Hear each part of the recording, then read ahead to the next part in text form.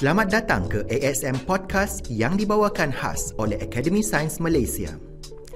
Siri podcast ini merupakan platform perkongsian topik-topik berkaitan sains, teknologi, inovasi dan ekonomi STIE secara santai dan mudah difahami. Setiap episod akan menampilkan jaringan pakar ASM yang akan berkongsi pengalaman dan pendapat mereka tentang STIE seiring dengan etos ASM. Budayakan sains, raikan teknologi, cetuskan inovasi. Good morning, everyone. I'm Mazlan Othman, and welcome to the third episode of our ASEAN Forecast podcast. Today's podcast episode is dedicated to World Science Day for Peace and Development. This is an annual event which is observed on November 10th, and it was initiated by the UNESCO, by the United Nations Educational, Scientific and Cultural Organization, which we all know as UNESCO. So for those of you who are joining for the first time, in 2019, the ASEAN Foresight Alliance, or AFA as we will call it from now on, was established with the goal of fostering connections between ASEAN countries and global foresight initiatives. So operating under the AFA umbrella, the Academy of Sciences Malaysia, or ASM as I shall refer to it after this, is actively engaged in producing a report. This report is the ASEAN Science, Technology and Innovation Ecosystem Foresight 2035 report. It will explore worldwide megatrends and their potential impacts on science, technology, and innovation in the ASEAN region. The central idea here is the necessity for ASEAN nations to collaborate collectively in addressing these trends for the mutual benefit of the entire community in line with the entire ASEAN community. Hence, in line with this objective, ASM is hosting a series of podcasts and webinars so that we can delve into the intricacies of establishing and managing the science, technology, and innovation ecosystem. So we are very privileged that on this very special day, our guest is Dr. Bach Tan Sinh. He is a distinguished member of the Board of Advisors of AFA. Now, Dr. Bach holds the esteemed position of Associate Senior Advisor at the Institute for Policy and Management within the Vietnam National University. He obtained his PhD in Social Environmental Science from Aalborg University in Denmark in 1998 and holds a Master of Science and Technology Policy from the Research Policy Institute at the University of Lund, Sweden in 1993.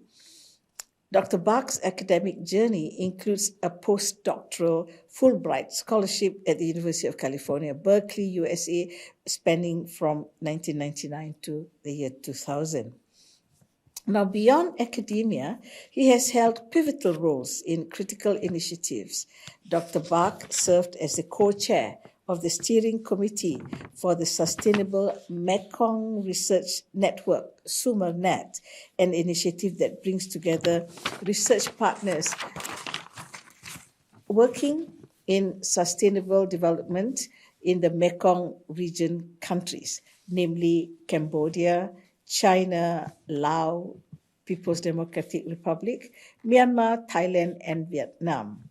And with over 35 years of experience in sustainable development and climate change, Dr. Bach has led many comparative studies and contributed significantly to research networks in Southeast Asia. Dr. Bach has also provided his expertise as a senior policy advisor and consultant to international organizations, including UNDP, the Rockefeller Foundation, and the International Development Research Center, IDRC, among others. So, Dr. Bach, thank you for joining us this morning. Now, yes, I am, of course, very pleased to see that you, very few ASEAN country scientists actually go to the Scandinavian countries to pursue their postgraduate degrees. So I'm very excited to hear you have, not only have you gone to Denmark, you got to Sweden as well. And my daughter is in Sweden, actually, pursuing her PhD.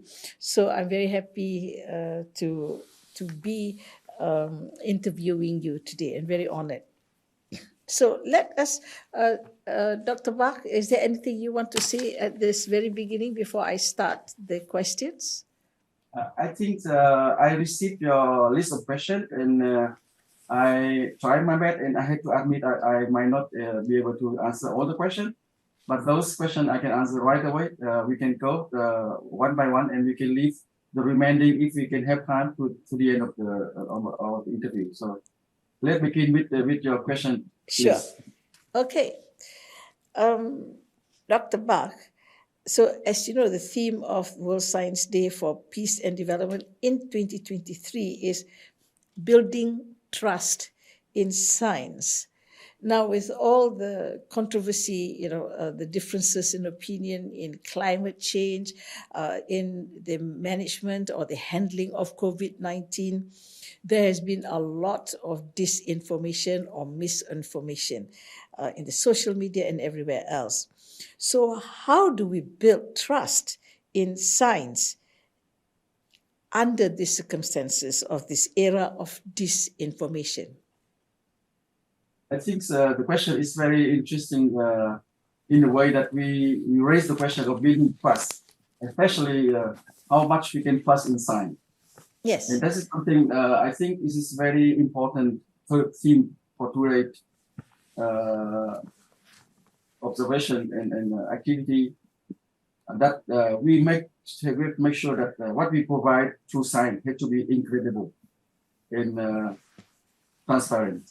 And that's why I think, in my opinion, the trust in science can be built through the provision of incredible research and sharing lessons learned across the member country, just via open science platform and forum that we would like to address in the next following question to begin with. So, I would like to say that, I would like to ask, what are the means by which we can build this trust? The means to build this trust is to provide some kind of platform and forum to share our incredible research that we carry out in individual context and also in a more transdisciplinary and also transboundary context, so that we can have common understanding about what science can contribute to society, what science can contribute to development. That is what I mean. And this kind of platform that we are trying to aim is one of these is open science platform and forum that we are going to say a little more later. Yes. This issue of a common understanding is, in my view, is what is totally not totally, a lot lacking. So how do you then achieve this common understanding in order to build that trust? Yes, I think this is the very first question we raise is raise the right question to begin with. And our lack of understanding of common issue usually will result in some kind of conflict over what we deal with. So that's why we think understanding the common understanding and common challenge that the country in the region, especially among ASEAN community, is essential activity we would like to promote. And that's why I think this kind of need to increase the incredibility of the research to be provided by our common scientific and technology community in ASEAN is very important step to begin with. And for doing this, I think the platform and forum to promote open science is quite a good opportunity for every country in our ASEAN member country to join this kind of effort, because I think open science will create a lot of forum and space for individual country, for every single group of society can have a say in this kind of identifying the issue. So that is why I think that this kind of open science is very essential to begin with, because they provide everyone can raise the issue and can discuss the common issue in a more transparent and in a more inclusive way. Okay, we're talking about open science now. So we know that according to your CV, you were in charge of the Division of Scientific Journal and Publication at the Vietnam Institute of Science, Technology and Innovation. This is fantastic. But in these days, as you know, as we are trying to promote open science, this actually advocates quite a different approach to scientific publishing, and this is actually the way to publish in the future. So can you explain a little bit more about this and how useful this is going to be in the ASEAN context? Yes, I think as a person in charge of the scientific journal on the theme of science and technology policy and management in Vietnam, this is one of the very well-reputed journal in Vietnam in the area of science technology policy study. And I think this is quite important for scientific community to have a kind of place and a forum where they share their scientific result through the journal. But one of the things I feel quite handicapped for those in developing countries, especially, they cannot afford to access to this kind of journal to get information. And that's this thing, I think that how can we find a way to get the opportunity for everyone to get access to this scientific result? Because in my opinion, scientific result should be considered as common public good. That's because they get funding from the government. From the government taxpayers. And the taxpayer. So they have to be able to get some right to get what is going on in your research. And that's something I feel this is quite limited for those people who in developing country, especially for those who cannot access to this journal, have the right. And open science is one of the way to open up this kind of opportunity to everyone to get the right, the equal-based right to get access to begin with. And that's why I feel, okay, I still think that the scientific community can continue to do this way and to ensure the quality of research. But how can we make the result to be accessible? And in terms of funding, you can find some funding organization to support this and to get the thing that they can open to everyone. But that had to be made by other funding agency. And that's if in this way everyone can get access to the scientific result. And this is what I mean. Open science is our future. There is it's not a trend, but the background to the difficulty perhaps in rolling out open science completely is that there are many scientists who still prefer to publish in journals like Nature or the New Scientist that are not open. And of course, the reason behind this is that they get more marks, if you want to call it marks, for promotion. If they say a publication in Nature is, a lot more valuable to them than a publication in one of the local journals. So how do you think we in ASEAN, for instance, can manage this trend? I think I'm not again this kind of ensuring the motivation for certain scientists to get promoted. I'm not against it, but my next question is: so what? Does this have any impact on what is happening in reality? And I think, in my opinion, the more research which are more applicable, which are addressed in the more context issue and addressing the local issue, and will be written and shared in the local language, will be much more powerful and much more incredible and useful for the reader.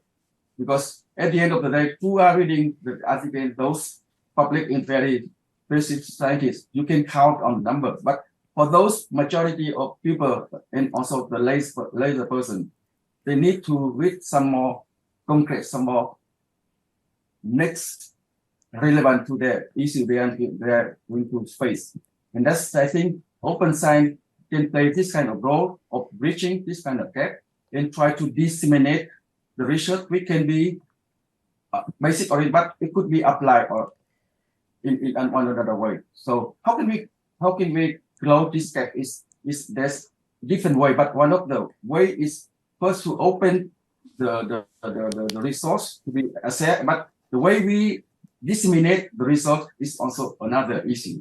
Because when we find the way to disseminate the resource is very essential, because those language is addressed by academic community is very difficult to be understood by the public.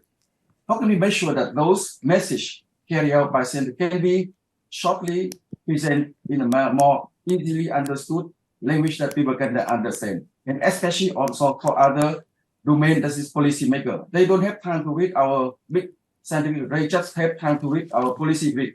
How can we make sure that all our research can be transformed in another way of policy brief that we can share broadly in different meeting with the 2 or 3 pages? What is your research is going on? What is the impact? And that could be quite informative for the end user. That is a brilliant argument, for us to say why our scientists should be focused on local issues for what I call nation building.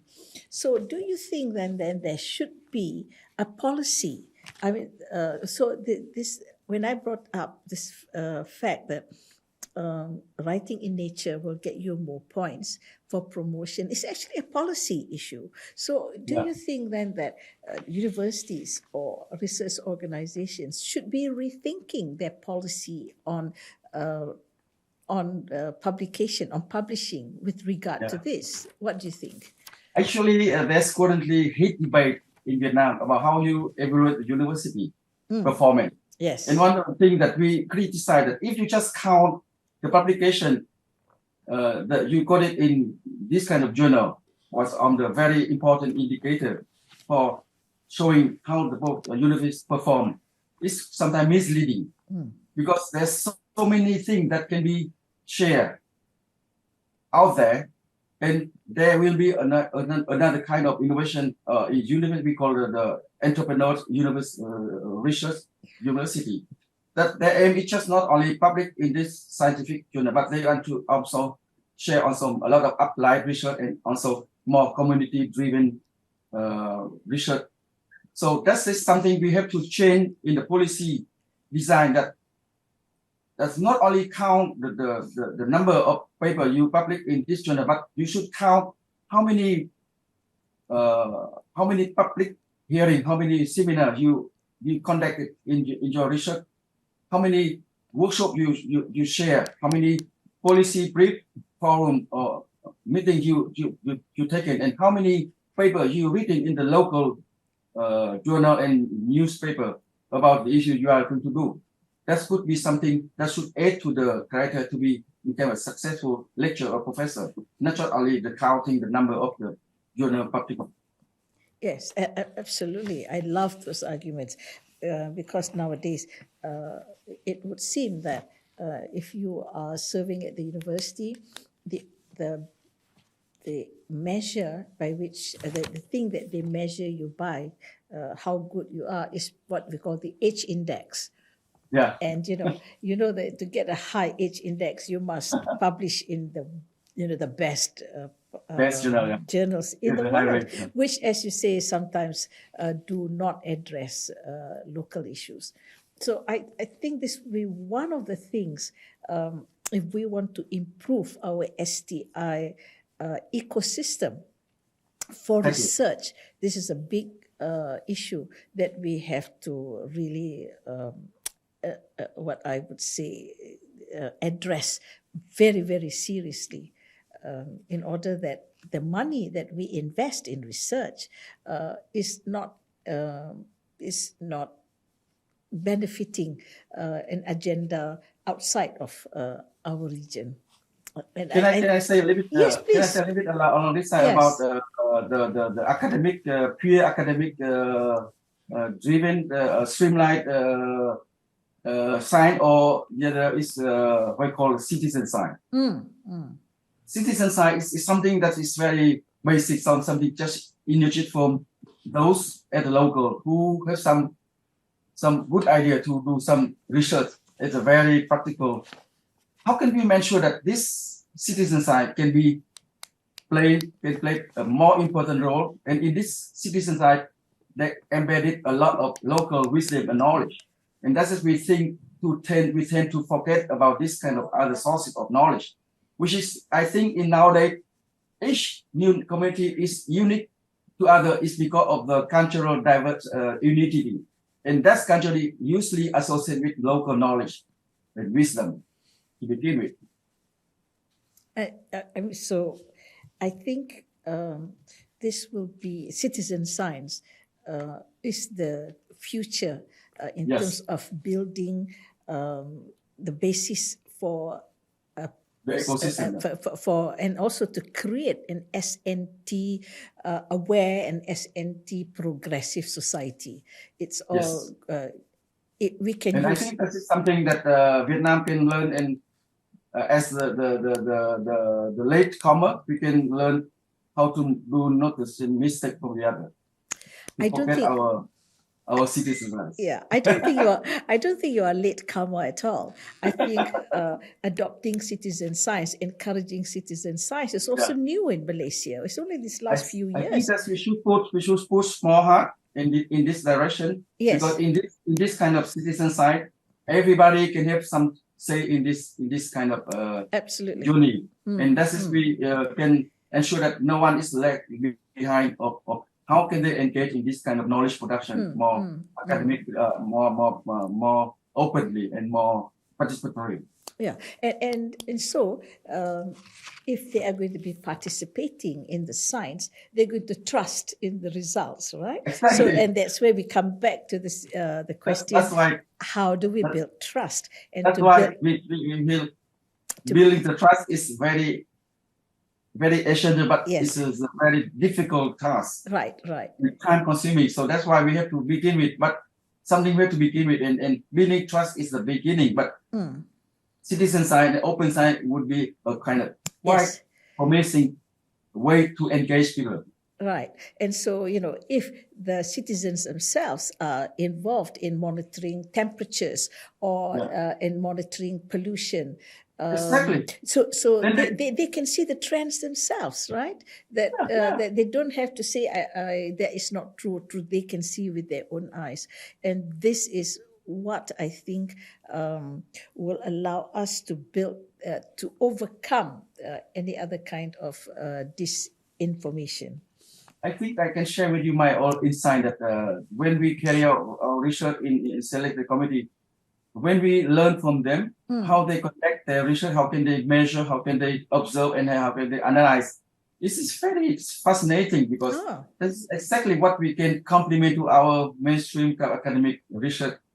So that encouraging people to be more proactive, people to be more outlook working attitude.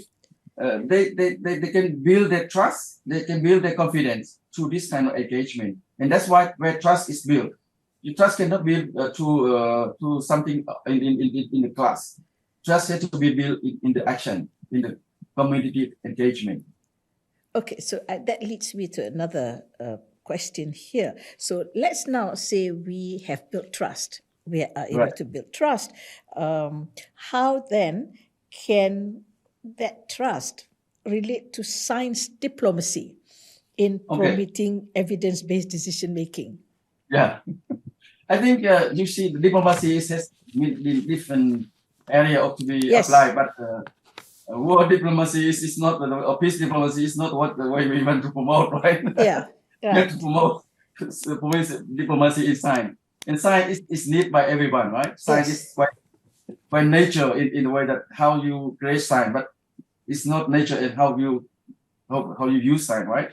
So that's why I think this is a good way to start our diplomacy, because building the diplomacy is more urgency for our region, because one of the things that we promote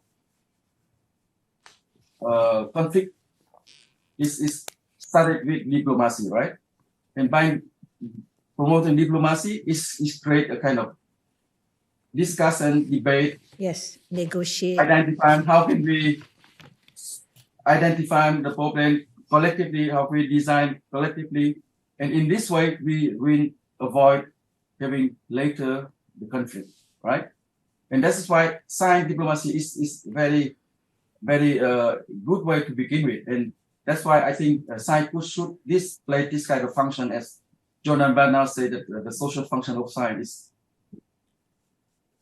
Okay, so now going to the science diplomacy, there is today the prevalence of haze in this region. Okay. I know Yes. I know Vietnam is not the real not affected, but yeah, almost every year, and some years worse than others. You know, Malaysia, Singapore, Indonesia, sometimes even Thailand suffer this haze.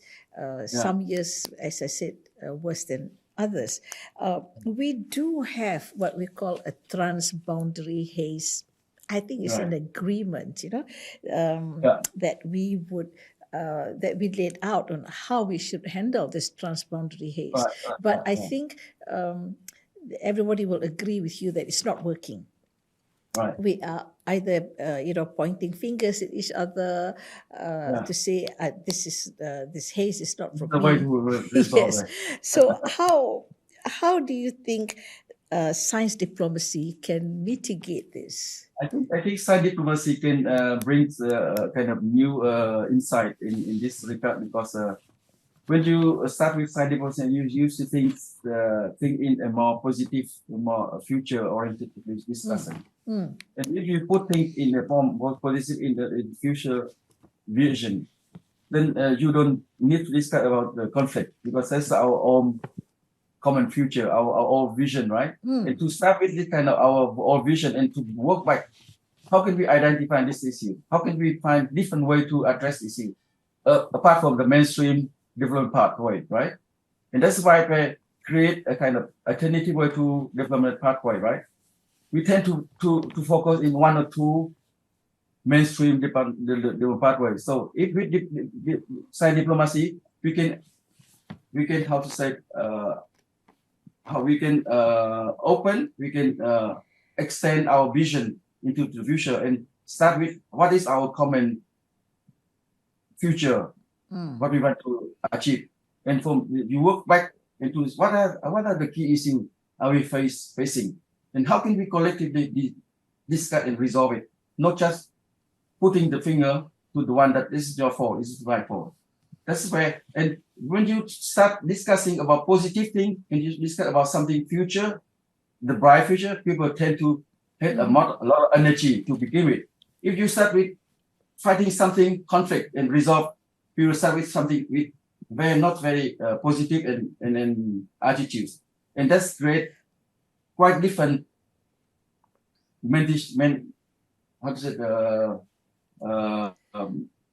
Feeling of joining the journey, right?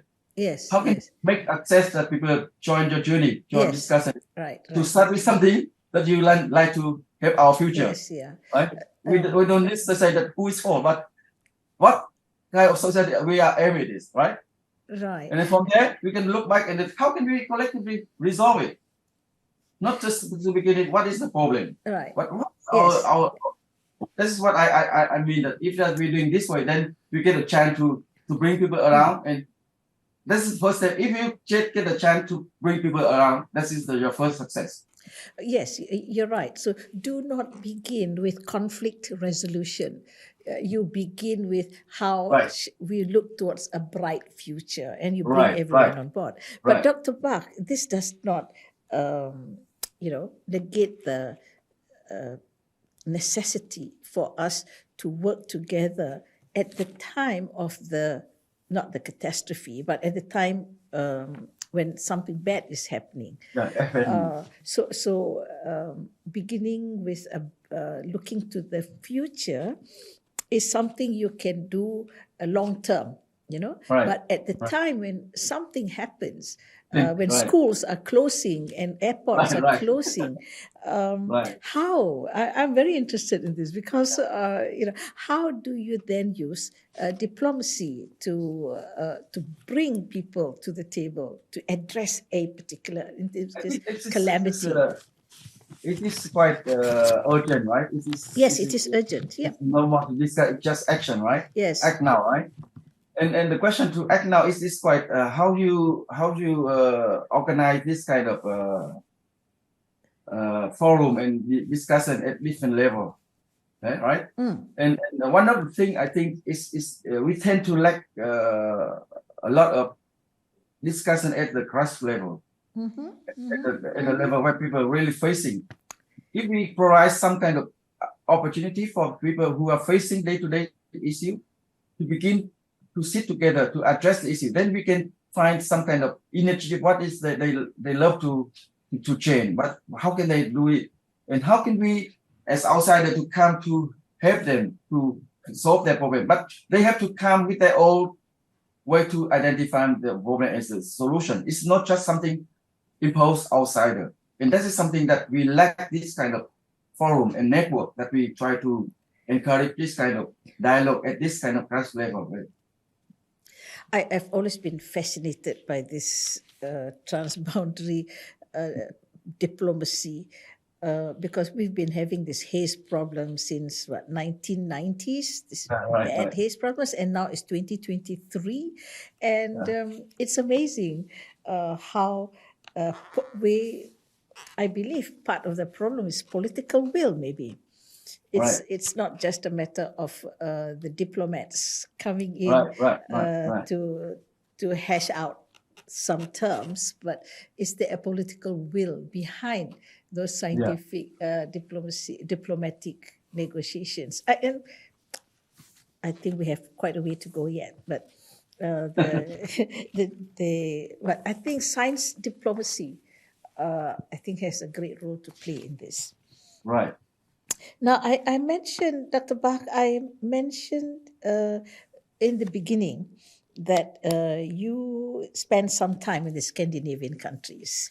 And I think while many of countries, I mean, if you look at how people want to position themselves in the future in terms of foresight studies, a lot of countries want to see themselves like a Scandinavian country.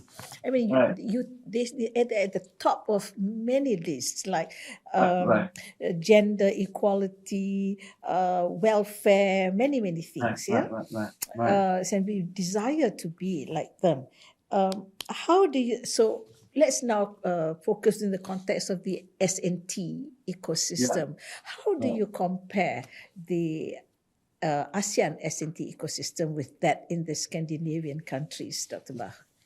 I think I have an opportunity to be educated at the two countries in the Nordic country is Sweden at Lund University, and in Denmark in Aalborg University.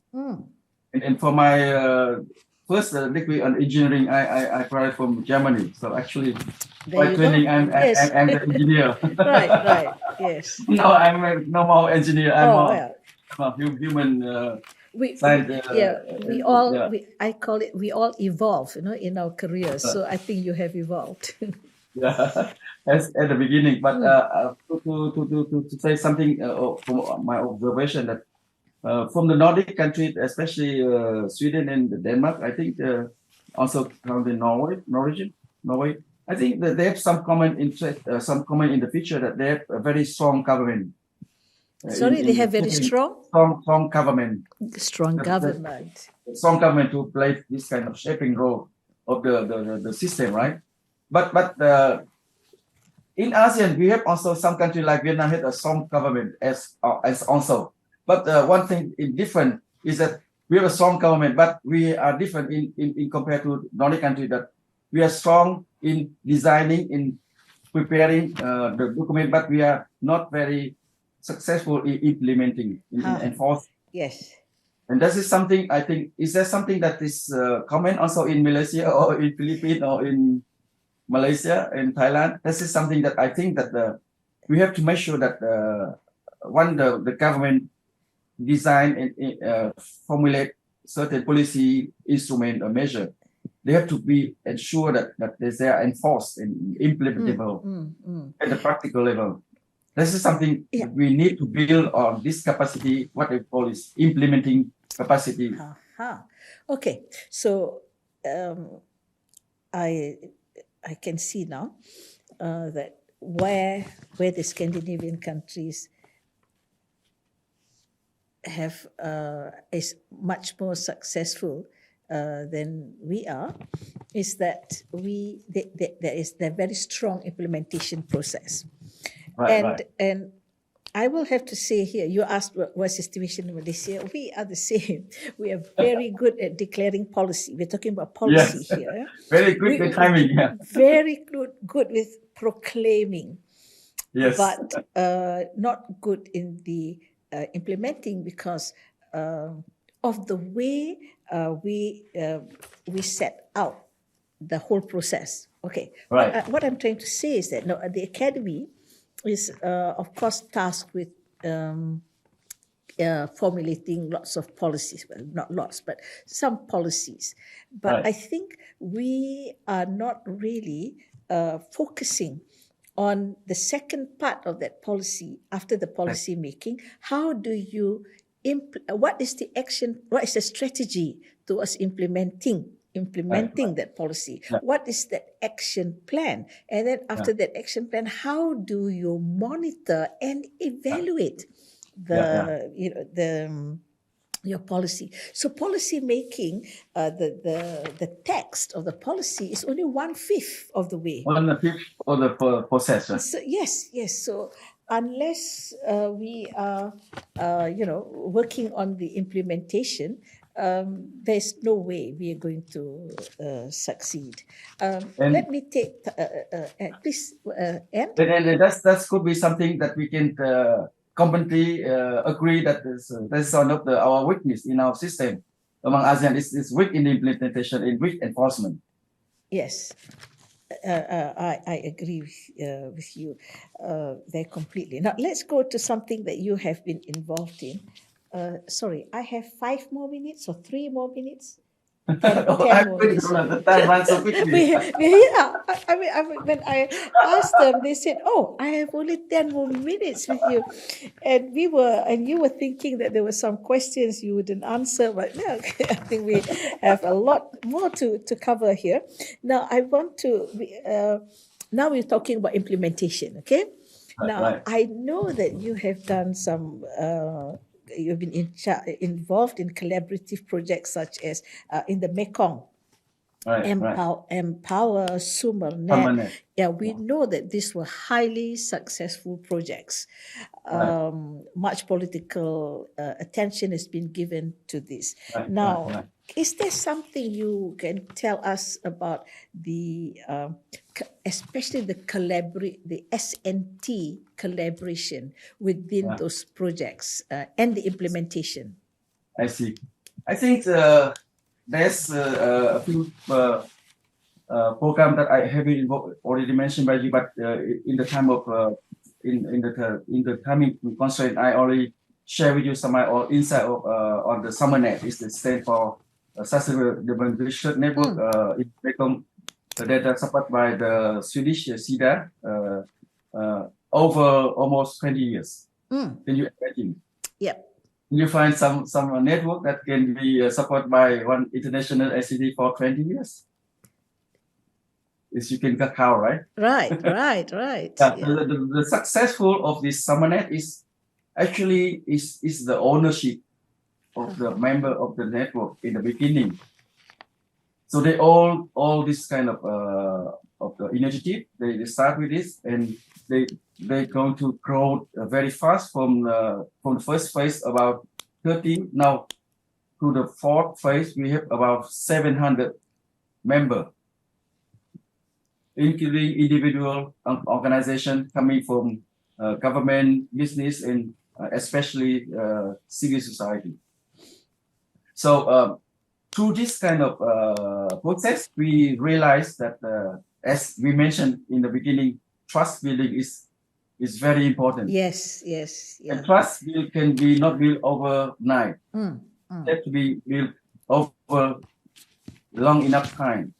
And that is where not many supporting agencies can be patient like SIDA, Sweden.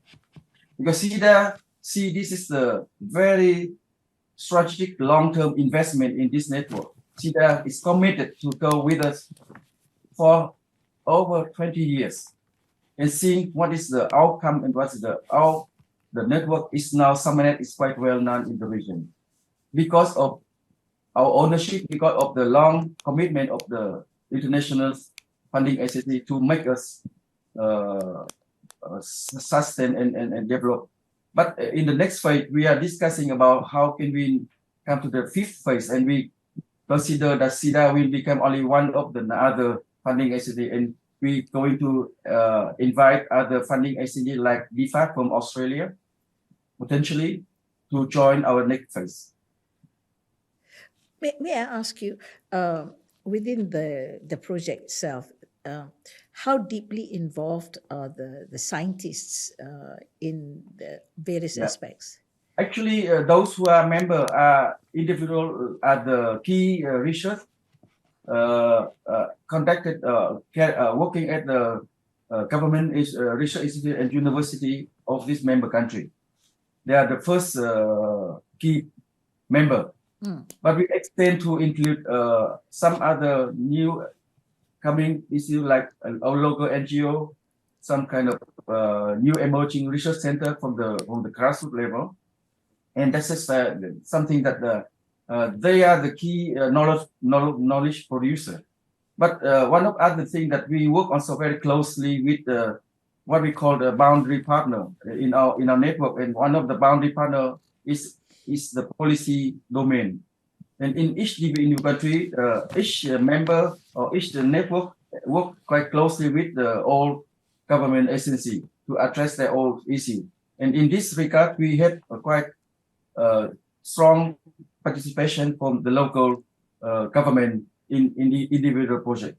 And this is the key factor of success of the project is to engage the boundary partner, especially the end user and the policy maker in the beginning or when we design and formulate the research project.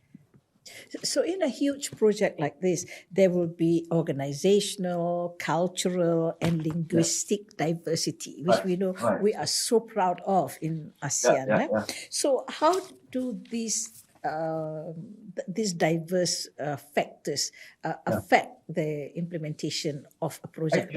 Actually, this is a very right question to raise, because when we discuss how we can conduct this research in the multiple languages and culture or the diverse environment, in the beginning it's quite difficult to cross this kind of barrier. But throughout the process of implementing project, we build up our trust, we build up our mutual learning and then understanding, and it comes so nicely, naturally that we build along this journey. And from this SUMMIT, we have now different cluster of research that we can go on to individual area that we can further go on the pathway. So it is an indicator that the success of the network, because they evolve from the centrally planned by Stockholm Environment Institute in Bangkok, but individually they can emerge a few cluster in individual country. They can come up together to identify their own energy. And one of the issues that we think that one of the spin-off of this is what we call the youth research program. This is a spin-off of our.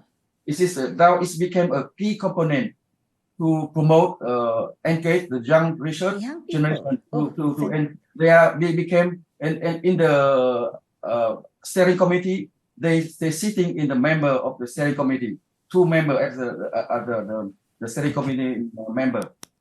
And next phase we bring another dimension of Jesse about social equality and gender, and that will be also another component we want to make this more bold in our next phase.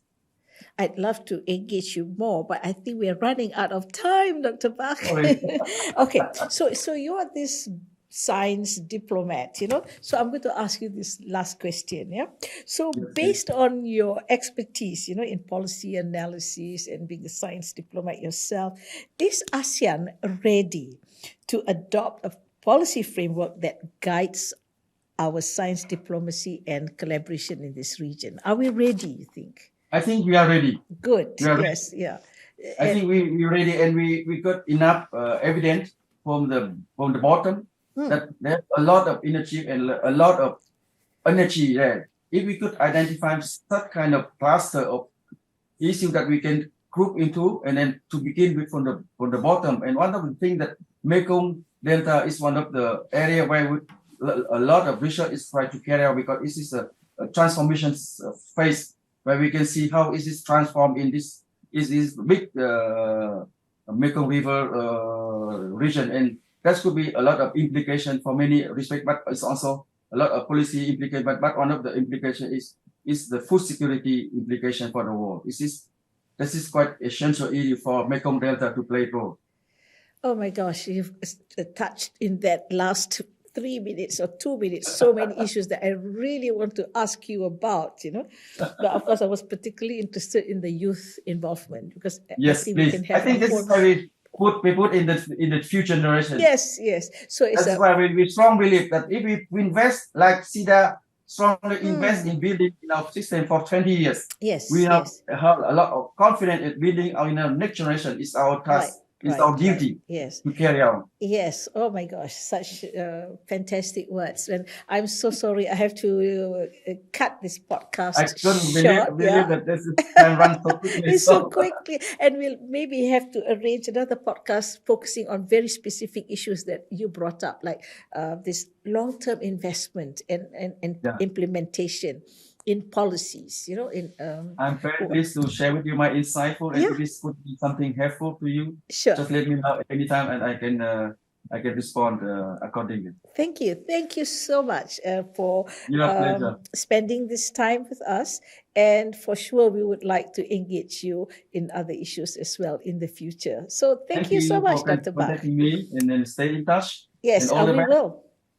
Bye-bye. Bye-bye. So, ladies and gentlemen, that's Dr. Bach, who has shared with us a whole host of issues. I will not try and summarize, but we're going to have to engage Dr. Bach again in the future. Again, thank you, Dr. Bach. Thank you. Bye-bye for now. Bye-bye.